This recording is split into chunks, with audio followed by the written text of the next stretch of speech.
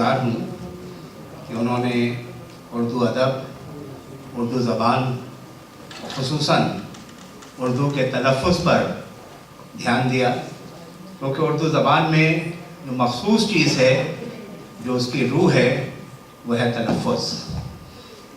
तलफ़्फ़ुज़ के बारे में बात हो ही चुकी है कि कहाँ पर नुक्ता होना चाहिए और कहाँ पर नहीं होना चाहिए, ये भी बड़े एक नुक्ते की बात है। मीर अनीस की एक रुबाई जो कि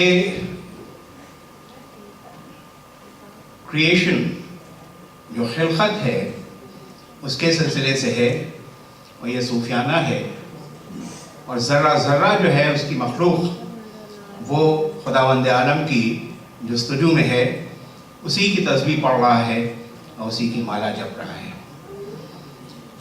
फरमाते हैं, गुलशन में सबा को जुस्तजू तेरी है, गुलशन में सबा को जुस्तजू तेरी है, बुलबुल की ज़ुबां पर गुफ्तगू तेरी है, हर रंग में जलवा है तेरी कुदरत का, जिस फूल को सूंघता हूँ बू तेरी है।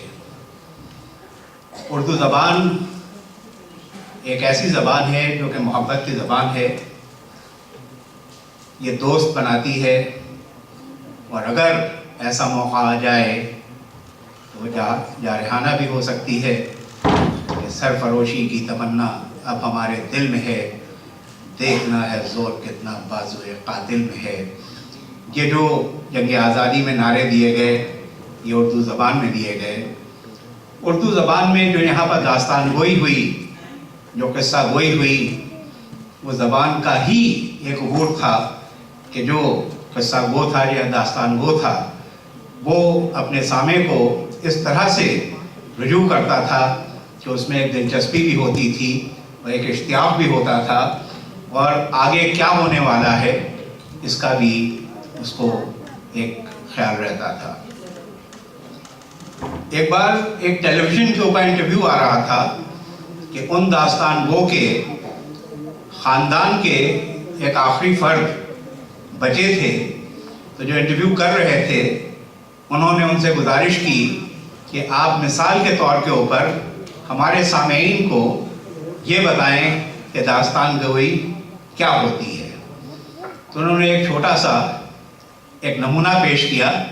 वो फरमाने लगे कि एक शख्स थे, उनकी शादी हुई, 6 महीने बाद उनकी ज़ौजा ने खुला की दरख्वास्त दी और जज साहब की इजलास के ऊपर ये मुकदमा आया। दोनों फरीक़ैन तलब किए गए। पहले उनकी जो बेगम साहिबा थी उनको विटनेस बॉक्स में बुलाया गया और जज साहब ने उनसे सवाल करना शुरू किए।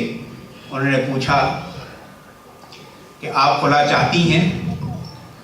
उनका जी हाँ जज साहब, मैं खुला चाहती हूँ।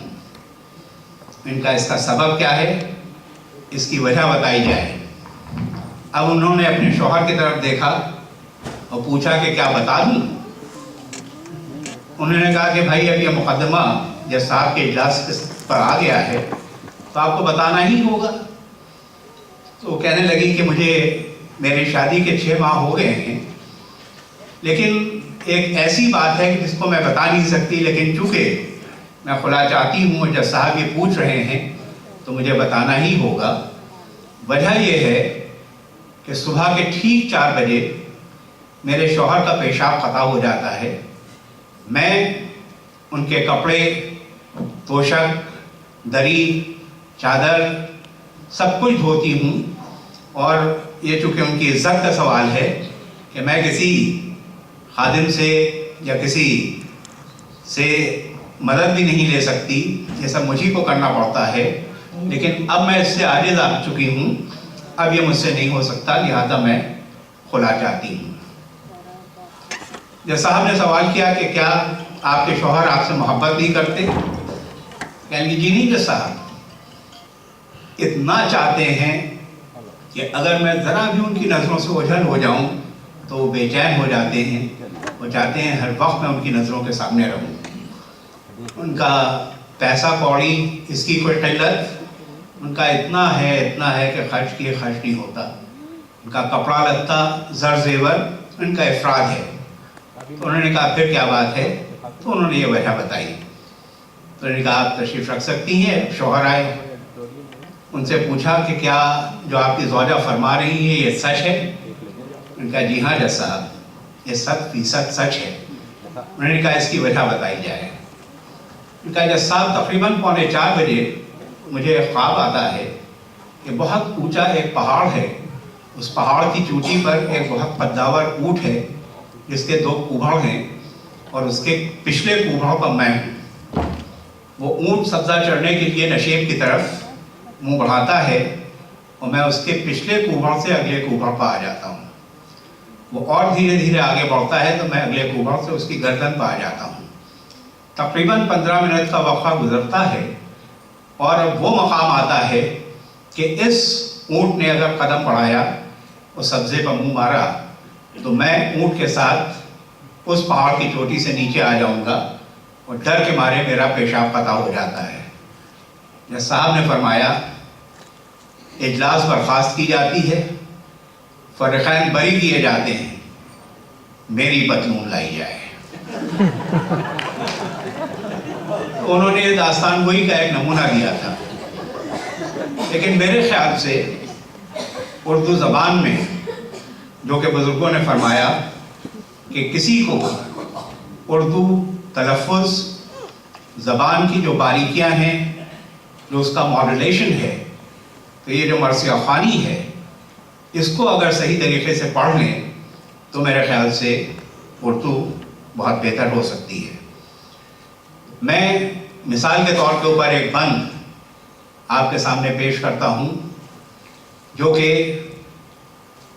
مرحب اور حضرت علی علیہ السلام کے میدان جنگ یعنی بیٹل آف خیبر.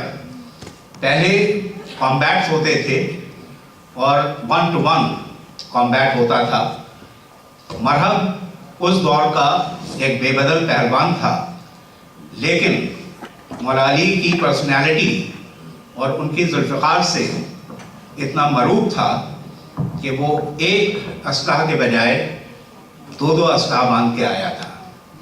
اور پہلے جب یہ جہاد ہوتا تھا تو وہ سیلف ڈیفنس میں ہوتا تھا, اس میں اٹیک نہیں ہوتا تھا, اور جو دشمن ہے اس کو پہلا موقع وار کا دیا جاتا تھا.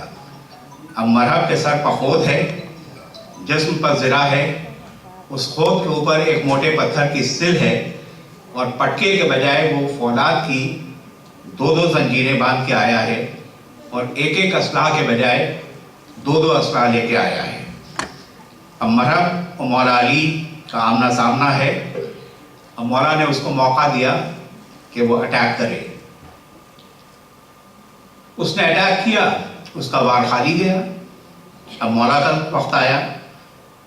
تو اصل میں جو جہاد ہے اس میں پہلے کئی فنڈامنٹلز ہیں کہ پہلے تو کوشش یہ کی جائے کہ انٹریکشن سے, کمیونیکیشن سے وہ مسئلہ حل ہو جائے.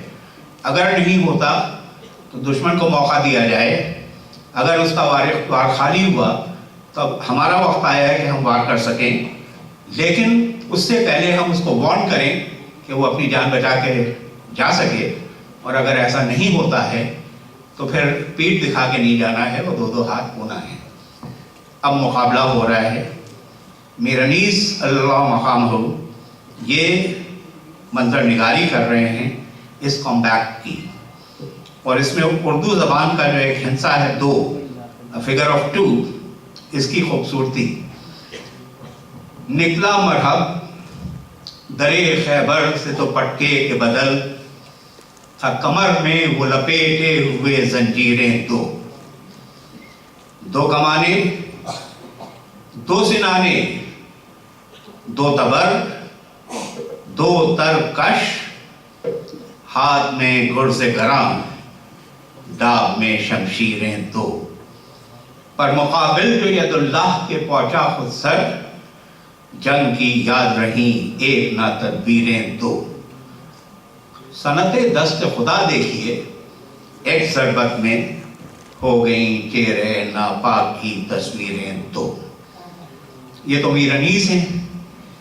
اب مرزا دبیر ان کا بھی مرثیے کا ایک بند کہ کس شیر کی آمد ہے کہ رن کانپ رہا ہے.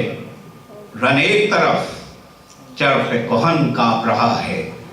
ہر قصر سلاطین زمن کانپ رہا ہے. رستم کا بدن زیر کفن کانپ رہا ہے. شمشیر بکف دیکھ کے حیدر کے پسر کو جبریل لرزتے ہیں سمیٹے ہوئے پر کو. تو یہ اردو زبان جو ہے اس میں ماڈولیشن بھی ہے, اس میں کیریکٹر بھی ہے, اس میں پوری تہذیب بھی ہے, اور تلفظ جو ہے وہ ہماری بہن بیٹھی ہوئی ہیں کشوری کنیکٹ کے تھرو وہ اردو زبان, تلفظ اور ہم اس پر یہ کام کر رہی ہیں, اور اردو اکیڈمی یہ کام کر رہی ہے. تو ہم لوگوں کو چاہیے ہے کہ کم از کم اپنا جو آداب, تسلیمات, اپنی زبان, اپنا تلفظ, اپنی باڈی لینگویج, اپنا اخلاق, اس کو قائم رکھیں. اور آخر میں میر انیس کی ایک اور ربائی میں پڑھنا چاہوں گا جو کہ انہوں نے ایک سبق دیا ہے انسان کو کہ انسان جو اس مٹی سے پیدا ہوا ہے اس کو الٹیمیٹلی اس مٹی ہی میں مل جانا ہے. اس کو نہ کچھ لے کے آیا تھا نہ کچھ لے کے جائے گا, لیکن وہ جو کچھ لے کے جائے گا وہ اس کا اخلاق ہے, اس کا کردار ہے, اس کی اچھی ڈیڈز ہیں. لیکن اس کو خیال رکھنا چاہیے کہ الٹیمیٹلی موت جو ہے وہ برحق ہے, اور اس وقت اس کا ساتھ دینے والا کوئی نہیں ہوگا. وہ فرماتے ہیں آغوش لحد میں جب کہ سونا ہوگا, جز خاک نہ تکیا نہ بچھونا ہوگا. تنہائی میں آہ کون ہوئے گا انیس, ہم ہوئیں گے اور قبر کا کونا ہوگا. لہٰذا ان سب چیزوں کا خیال رکھتے ہوئے میں ایک بار پھر نسرین آپا کو مبارکباد دیتا ہوں کہ اتنی اچھی محفل آپ نے آراستہ کی, اور اردو زبان اور تلفظ تو خاص طور سے دھیان دیا گیا, اس کے لیے بہت بہت شکریہ. آداب.